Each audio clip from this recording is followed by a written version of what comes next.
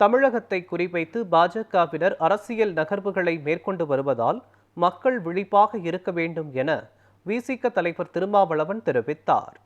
November 27 மாவீரர் நாள், தமிழீழ விடுதலை களத்தில் பலியான அனைத்து போராளிகளுக்கும் வீர வணக்கம் செலுத்துகிற நாள். ஆண்டுதோறும் விடுதலை சிறுத்தைகள் இந்த நாளை கடைபிடித்து வருகிறது. அவர் எந்த பின்னணியில் தாவேகாவில் போய் இணைந்தார் என்பது எமக்கு தெரியாது. ஆனால் தமிழ்நாட்டில் நடக்கிற அரசியல் நகர்வுகளில் ஒவ்வொரு அங்கத்திலும் பாரதிய ஜனதாவின் கைகள் உள்ளன. இதை யாரும் மறுக்க முடியாது. அதிமுகவில்